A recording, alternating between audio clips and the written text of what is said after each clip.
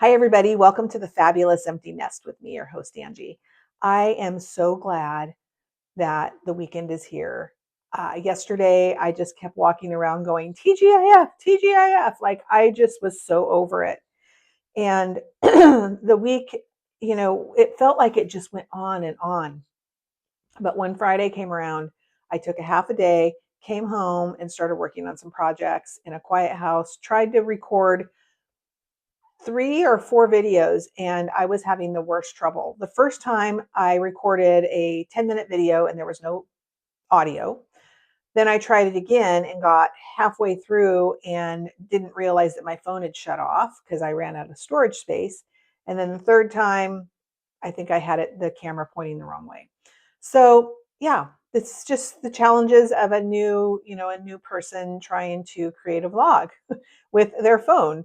So hopefully I'm going to keep getting these videos out. And by the time I get to 20 videos, I can buy something that will be a little easier to use. I'm just not a techie person anyway. So, but some fun stuff. I think I've shared this before. I have been crocheting for, I don't know, 50 plus years, but always the same stuff. And I rarely purchased other people's patterns. I was always just like making stuff. I was a creator. And so I just kept doing the same things over and over. I'd make afghans, scarves, hats, sweaters, arm warmers, those kinds of things. But I wasn't much of like a stuffed animal person, or I've never tried my hand at amigurumi or any of that kind of stuff. So it has been something that, like, it's so tempting. And then I go, no, I'm not going to do that. I'm not even going to get into that world. It's just too much. And then so finally, well, let's put it this way. Last night I was watching a YouTube video just to kind of relax a little bit. And it was Tammy from Mompreneur.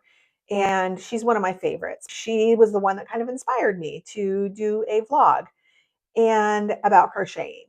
And so she was doing, how many swifts can I do in a day? And I was like, I don't even know what a swift is.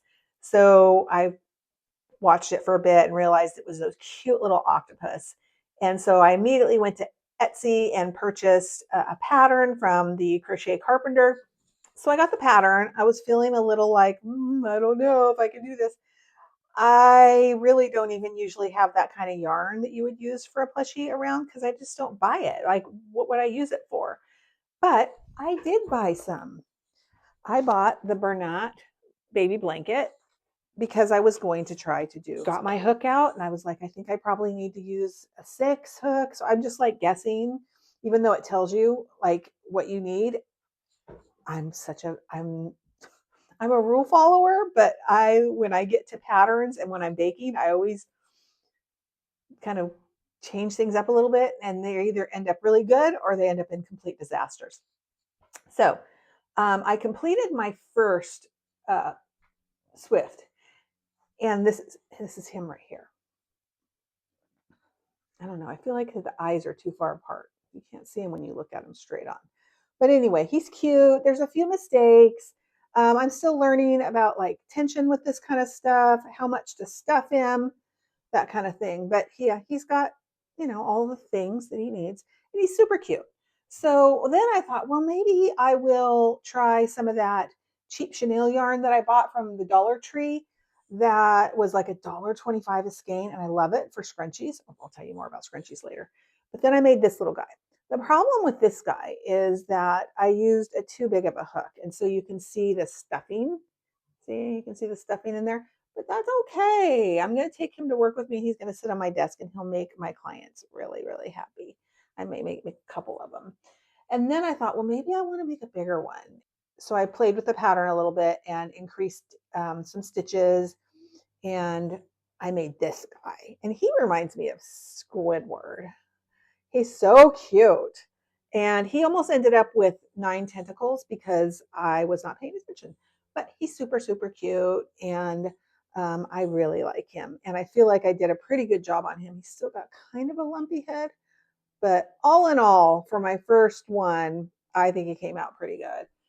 And then, oh my gosh, are you kidding me? Now his face is kind of puffy. I wanted his face to be a little bit more flat in the front, but are you kidding me? So stinking cute. Look at his little legs. I've never done this kind of thing before. And I am so like, good job, Angie, because even his eyes are even, which is always one of the things that I struggle with. So I'm super impressed with myself.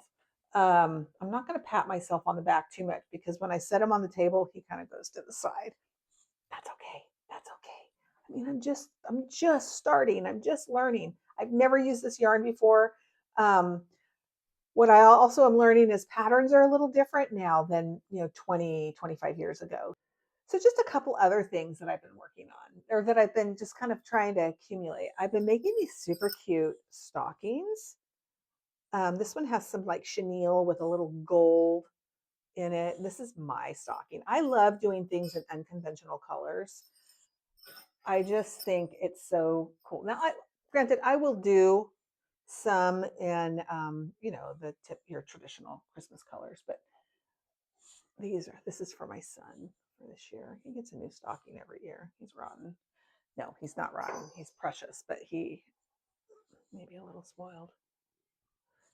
Love these so much. This one I love so much. Who this stocking reminds me of? This stocking reminds me of one of my other favorite vloggers. Her name is Melody, the Yarn Tinka lady. So here is my first market bag I've ever made.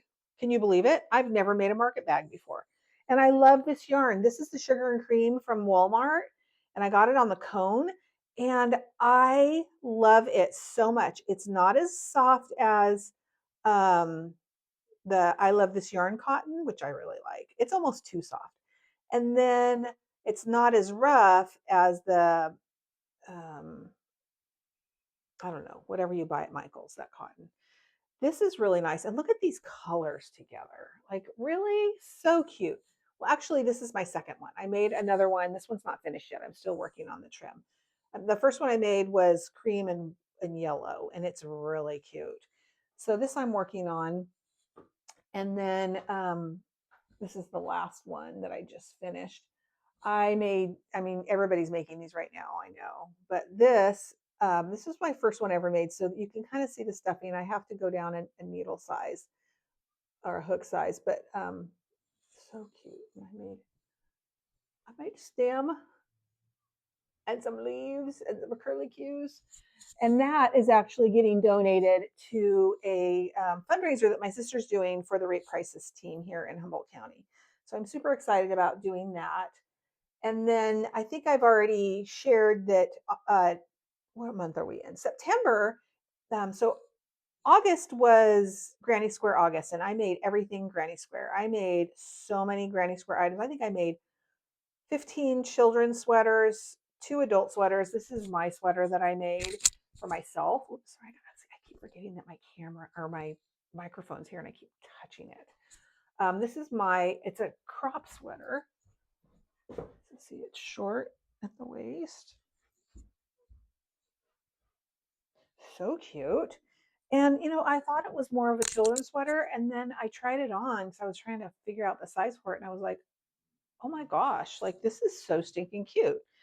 The sleeves are perfect length. And so I wear it and people just have a fit over it. So I'm going to do one similar to this, but with the retro daisy squares. I think that's something I'm going to be working on. But it's not part of September shawls. Well, yes, it is.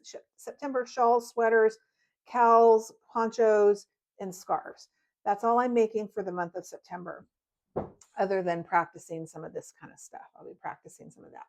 I do have a small market coming up on the 20th that I'm prepping for, but it's not a big market and I don't expect for it to be anything like fantastic. But this is my first market event in over 20 years. 20 years ago, I was doing a lot of like belly dance conventions and things like that where I was selling costumes that I crocheted. but this is going to be completely different. It's a new monster for me. And so I don't even have a booth set up yet. So I've been like scouring YouTube, looking at like how to make a nice booth and how do I display things. And so it's been pretty exciting, but also really scary. I have a lot of support from my family, so I'm sure that people will show up to help me kind of figure it all out. However, in November, I have a big event coming up. It's called the Fig Twig Market, and it's the big event for Humboldt County, and there is some super talented people that come to this event. So the fact that I got accepted into it is like amazing. And they emailed me and they're like, "We love your sweaters." So like that was really like validating. So we'll see. I'm just hoping that I have enough stuff and that I can figure out my booth by then. This is kind of scary, and I don't really have, since moving to Humboldt County, I haven't really made any like connections with other women who do what I do, and the ones that I have made connections with, um, there's just some things that like aren't really congruent with like my lifestyle. My husband and I live we don't drink at all. We don't drink any alcohol just because we just don't find it like, why? What do we? It just doesn't. And so we don't party, I guess you'd say. I don't know how else to say it. We don't party. And this is kind of a party community around here. And so I just have really struggled to find like my people. And in Nashville, I was there for so long, I really laid down roots there. So I was born and raised here, left for Nashville in 2000, spent 25 years there, and I just recently came back home. I've been home a year and a half. And I have really struggled to find my people. I have one friend who we've kind of rekindled our friendship, and we both like the same things. But she does earrings. Matter of fact, this is a pair of earrings that she made for me. These are CC Dangles is her name, and she makes beautiful earrings. I probably have 15 pair of earrings that I wear of hers. So yeah, finding friends who like what to do what I like to do and not like be partying all the time has been a challenge. So I think I'm going to try to keep my eye open for some like fiber conferences and yarn conferences and things, or not conferences, but expos, and try to check out some of those and see if I can meet some people. It's so weird. And this is like part of that whole empty nest thing. So this whole vlog is about crocheting and the empty nest, and there are challenges that come with the empty nest, and one of them is kind of like creating your new family of choice. And so I'm in the process of doing that. So today I'm going to go out and I'm going to buy some new yarn. Again, I'm buying yarn that I've never purchased before. I'm using patterns that I've never used before and creating new products or new items. And that's been part of this whole challenge is new yarn, new patterns, new hooks. My husband bought me two beautiful furls crochet hooks, the metal streamline ones. And I was so excited to get them. I love the weight on them. I love how my hand feels on them, but I can't use them. The hook part is just it's not deep enough for me. I think it's the Bates hooks. I like a real pointed and open hook. So I need some suggestions on hooks. Please tell me, like, what are the kind of hooks that would be good, but have that same kind of long handle with the fat part in the middle, that I can hang on to. My hands are very arthritic from all the crocheting. I actually have to ice them every night, and I've been using a CBD product on my hands. Actually, I was really nervous about using it. When I went to the CBD store, I went in and I was talking to the guy. I had my sunglasses on, and um, I was kind of expressing my concerns. And he goes, "Ma'am, I promise you, you're not going to get high off the hand cream." And I was like, "Okay, I'm just really nervous. I work for the tribe and the government, and I don't want to get myself in any trouble." And he's like, It's fine. So I did talk to my boss about it, and he's like, "Do what do what you need to do to take care of yourself." So I'm trying it to see if it works, and it does. Um, just trying to find some ways to ease my hand pain so I can continue crochet. But I did do a thing. I did a thing. I did do a thing. There's a lot of dog walking happening today. I live across the street from a park, and it is like for our neighborhood, it's like where people walk their dogs. And then I sit in this window where I do my work and I get the best view because I can just watch people all day long. But anyway, I did the thing. I bought a Addie, the king size, the big one, and it should be here in a few days. And I am very excited because I purchased a Centro off eBay and I got it and I was so excited and I opened it up and it was the tiny one, which it said I was getting the large one. And not only that, it wasn't a Centro. It was like the Wind Weaver or something like that. It was the one you get off of Temu. And I was so upset. And so I reached out to the buyer or the seller and I said, listen, you sent me the wrong thing.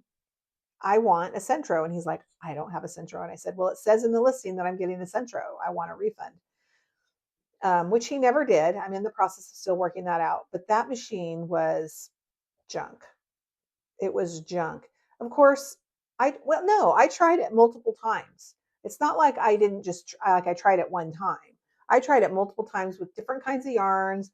I I watched a ton of videos, start out slow, all the things. I didn't use a drill. Like I was doing it and it would drop stitch after stitch and it would get stuck and it was just a disaster. So I'm excited for my Addie to get here and I'm going to open it on on camera and I'm going to do a whole unveiling of it and use it. So that'll be exciting. But today I'm actually going to go out and do